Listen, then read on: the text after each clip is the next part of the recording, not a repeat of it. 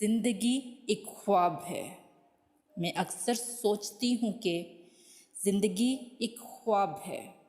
न जाने किस पल आँख खुल जाए और सपनों की माला टूट जाए और दिल धक सा करके रह जाए, फिर मालूम हो कि जिंदगी एक ख्वाब है।